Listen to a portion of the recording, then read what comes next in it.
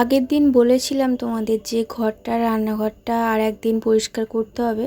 তো এর আগের দিন তো দালানটা আর কাজের ঘরটা করেছিলাম, তাই আজকে রান্নাঘরটা আর ঘরটা করব।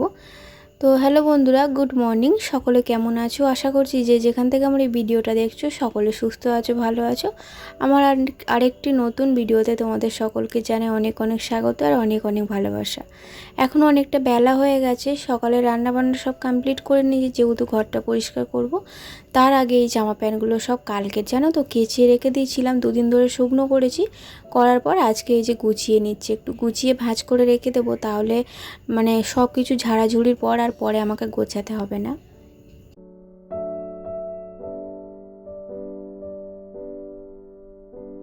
আজকে তো শনিবার, শনিবার তো আমাদের নিরামিষ হয়।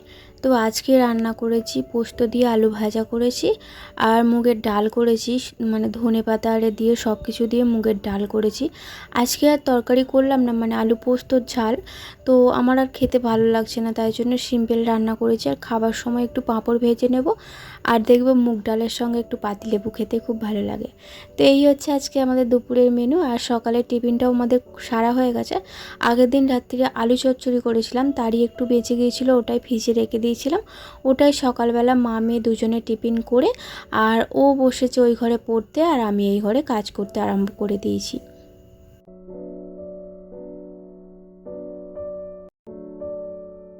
আমি যখন ঘর ঝাড়াঝুড়ি করি তো আমার মেয়ে হাতে হাতে করার জন্য বায়না করে। আর কি বলো তো, ওর না সব পড়া বাকি রয়ে যাচ্ছে, যেই থেকে ক্লাস শুরু হয়েছে, মানে থার্ড ইউনিট টেস্টের পরীক্ষা যেই থেকে আর কি, পরীক্ষা বলছে যেই থেকে সিলেবাস শুরু হয়ে গেছে, তো সেই থেকে একদম পড়াশোনা ঠিকঠাক করছে না। তাই জন্য আজকে আর আমার কোনো রকম কাজে হাত দিতে ওর বাবা বারণ করে গেছে, বলেছে 3টে বই অন্তত রিভাইজ দিতে। তাইও করছে, 3টে কি, ও একটাও দিতে পারবে না, কারণ আমার একটু ওকে আর কি লাগবে, যখন আর কি সামসেটের ওপরটা পরিষ্কার করব তখন ওকে আমার লাগবে, কারণ একার দ্বারাই হয় না। আর এই যে সমস্ত কিছু ওই ঘরে বয়ে নিয়ে যাচ্ছি, নিয়ে গিয়ে তারপরে পরিষ্কার করব, কারণ এগুলো তো সব পরিষ্কার করা কাঁচা, তো এর মধ্যে যদি আবার ধুলো পড়ে আমি তো আর পড়তে পারবো না, কারণ আমার এমনিতেই অ্যালার্জি, গা হাত পা চুলকাবে, তাই জন্য সব রেখে এলাম। আর ভেবেছিলাম রোদ্দুর হলে যে ব্ল্যাঙ্কেটগুলো রোদে দেবো, কিন্তু আজকে তো একদমই রোদ্দুর বেরোয়নি। সকাল থেকে মেঘ মেঘ ভার, মানে মেঘলা হয়ে আছে। কালকে তবু হালকা একটু রোদ্দুর বেরিয়েছিল, আজকে একদম বেরোয়নি। তো এই পুতুলগুলোও ভেবেছিলাম কেচে দেবো, টেরিগুলো, কিন্তু রোদ্দুর যেহেতু বেরোয়নি, এগুলো তো কাচা অসম্ভব ব্যাপার। এখন কদিনের জন্য লেগেছে জানি না আকাশটা, তাই আর কাচবো না, পরিষ্কার করে আবার যেমন তেমন করে গুছিয়ে রেখে দেবো।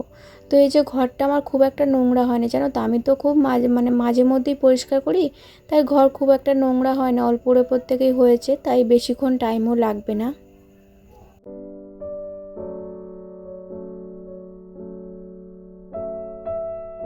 আর ভাবছিলাম এই যে আমার দেয়ালে যে পেন্টিংটা করা আছে, ভেবেছিলাম ওটা আরেকটু বাড়াবো, ভেবেছিলাম না, ভাবছি আর কি, যে ওটা আরেকটু বড় করব, মানে এই পুরো দেয়ালটা করলে দেখতে ভালো লাগবে। কিন্তু সময়ের অভাব, দেখি যদি সমস্ত কাজ কমপ্লিট করে হাতে যদি পুজোর আগে টাইম থাকে তাহলে পরিষ্কার করে নেবো। আর দেখো, যেমন দালানটায় আমার বালি খসে খসে পড়ছে, তেমন ঘরের ভেতরটাতেও হয়ে গেছে জানো তো। তো আর এই যে নাইট ল্যাম্প লাগানোর এই যে রিংয়ের মতোটা আছে, এটা একদম খুলে গেছে, তো তাই জন্য ঘুরছে চরকার মতো করে। তো ওটা আর অত উঁচুতে হাত পাবে না, তাই জন্য টাইটও দিতে পারবো না। আর আপাতত ওপরের একদম ওপরের ঝুলগুলো ছাড়া হয়ে গেছে, এখন সামসেটটা পরিষ্কার করতে হবে। তো তার আগে তো মেয়েকে আমাকে ডাকতে হবে, কারণ একা তো পারবো না। আর সামসেট পরিষ্কার করার সময় আমাকে কিন্তু এইভাবে খাটের ওপর উঠেই করতে হয়, কারণ হাত পায় না জানো তো। আমার যদি হাজব্যান্ড থাকতো তাহলে ও একটু হাতে হাতে এইগুলো করে দিতে পারতো, এই সামসেটের ওপরটা পরিষ্কার, কিন্তু ওর তো কাজের ছুটি নেই, কোনো কোনো সপ্তাহে সোমবার ছুটি থাকে, আবার কোনো কোনো সপ্তাহে থাকেই না।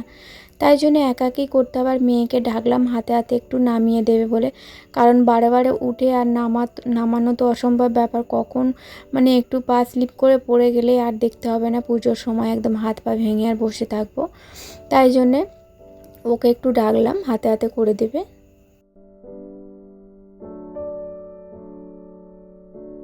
আর আর এই যে দেখতে পাচ্ছ এটা আমি নামাচ্ছি, এটা না তো ইঁদুরে কেটে একদম নষ্ট করে দিয়েছিল, তোমাদের বলেছিলাম। তো আমার ভাই আবার ভেতরে সমস্ত কিছু খুলে আবার তার লাগিয়ে জুড়ে আবার চলছে আর কি। তো আজকে নামানোর সময় দেখছিলাম ভেতরে যেন কি কুটকাট করে মানে নড়ছে, যখনই নাড়াচ্ছি বক্সটা তখনই নড়ছে। তো কি হয়েছে জানি না, অনেক দিন চালানো হয়নি, প্রায় 1-2 সপ্তাহ হয়ে গেল ওটা চালানো হয়নি। তো চালাবো কখন বলো তো? তোমরা তো দেখেছো সংসারের কাজ, হাতের কাজ, মেয়েকে স্কুলে দিয়ে আসা নিয়ে আসা, সমস্ত কিছু সামলে উঠতে পারি না। তো তাই আর এটা চালানো হয় না। আর শোনার জন্যও তো টাইম লাগে বলো, গান শোনার জন্য সেই টাইমটাই তো আমার নেই। তো ওই ঘরে থাকলে হয়তো একটু আধটু চালাতাম, আগে যেই থেকে এই ঘরে নিয়ে চলে এসেছি সেই থেকে চালানোই হয়নি। তো ওকে বলছি যে আমার এই সানসেটটা পরিষ্কার হয়ে গেলে তারপরে তুই তোর পড়তে বসে পড়বি। আর দেখছিলাম কোথাও কি তার টার কেটেছে কি না, এখন আপাতত বুঝতে পারছি না, পরে যখন চালাবো তখন হয়তো বুঝতে পারবো। আর বিছানার চাদরটা এই 2-3 দিন হয়েছে পেতেছি, তাই জন্য কি করেছি বলো তো, কালো প্লাস্টিক ওপরে পেতে দিয়েছি যাতে না নোংরা হয়। তো এটা তুলে দিলে বিছানার চাদরটা যেমন তেমন থাকবে, এখন আর চেঞ্জ করব না, একদম পুজোর মুখে চাদরটা পাল্টে দেবো। তো নতুন তো 2টো চাদর কিনেছি, আর একটা নতুন চাদর আছে সেটের, তো যে কোনো একটা পেতে নেব। তো এই যে দেখো আমাকে বক্সটা তোলার জন্য কিভাবে খাটের ওপর জানলার ওপর পা দিয়ে তুলতে হয়েছে। খুব ভয় পাচ্ছিল জানো তো, যখন এরকমভাবে এটা তুলছিলাম তো ভাবছিলাম যদি পড়ে যাই কি হবে জানি না। তো কি করব বলো, কেউ তো আমার ঘরে নেই যে একটু আমার হাতে হাতে করে দেবে। তাই সমস্ত ঘর ঝাড়া থেকে শুরু করে রান্না বান্নার সমস্তটা আমাকে একা হাতেই করতে হয়। আর এই যে দেখতে পাচ্ছ এর মধ্যে 2টো ফটো লাগানো আছে, এটাও একটু পরিষ্কার করে নিলাম। জানালাগুলো করে নিচ্ছি, তো এই জানালাটা হয়ে গেলে ওই জানালাটা করব। আর ওই জানালাটা কি বলো তো, মশারি লাগানো আছে তো যাতে না মশা ঢোকে রাত্রিরে, গরম যখন খুব গরম পড়ে তখন ওদিকে জানালাটা খুলে দিই যাতে একটু হাওয়া ঢোকে। আর জানালাটা না একদম ধুলো পড়ে একদম মশারির যে ছিদ্রগুলো সেগুলো একদম বুজে গেছে। তো এই জানালাটার কথা বলছিলে, একটু মানে এটা একটু পরিষ্কার করতে টাইম লাগবে। সব শেষে ঠাকুর মানে ঠাকুরের এটা পরিষ্কার করতে হবে, জায়গাটা যেখানে ঠাকুর আছে ওই যে দেখতে পাচ্ছ ওই কোণটা, সবার শেষে করব। সমস্তটা ঝাড়াঝুড়ি হয়ে গেলে আমার তো মোটামুটি ঝাড়াঝুড়ি সব হয়ে গেছে, এখন শুধু গোছানোর পালা আর কি।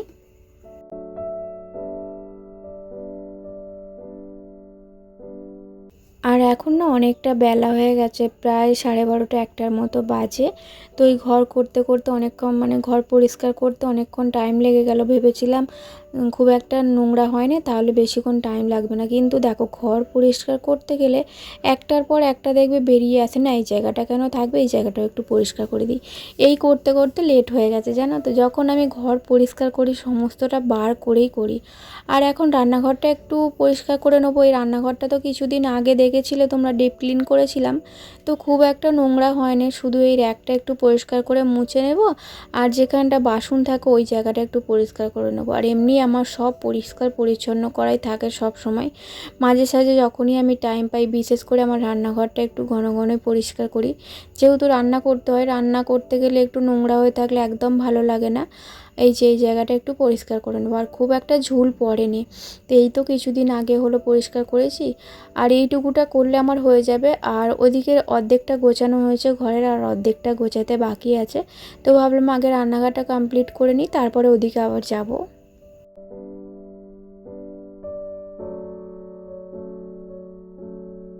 যখন আমি ভয়েস দিই জানো তো বন্ধুরা, তো মানে কি বলবো, হড়বড় করে কথা বলতে বলতে না কথা এরকম জড়িয়ে যায়। আমি দেখেছি অনেকজনেরই এরকম হয়, আমি শুধু ভাবতাম যে শুধু আমারই মনে এরকম হয় যে কথা বলতে বলতে তোতলে যাচ্ছি। আসলে কি বলতো, দম তো নেবার টাইম পায় না, মানে কথা যখন আরম্ভ হয় তখন আর শেষ হতে চায় না, তাই জন্য কথার মধ্যে মানে বলতে বলতে কথা জড়িয়ে যায়। তো এখন আপাতত এইটুকুটা করলেই হয়ে যাবে। এই যে আমার মেয়ের বই রাখার র্যাক, তারপরে আমার কিছু কসমেটিক আছে, এইটুকুটা পরিষ্কার করলে হয়ে যাবে। আর তোমাদের সঙ্গে আর বেশি কিছু শেয়ার করতে পারলাম না, অনেকটা বেলা হয়ে গেছে, মানে আর আমার মানে শক্তি নেই শরীরে কিছু শেয়ার করার মতো আর কিছু পরিষ্কার করার মতো, সবই হয়ে গেছে। এই র্যাকটা করলে হয়ে যাবে। র্যাকটা করে গুছিয়ে রেখে তারপরে ঘর দালান একবারে পরিষ্কার করে মুছে নেব।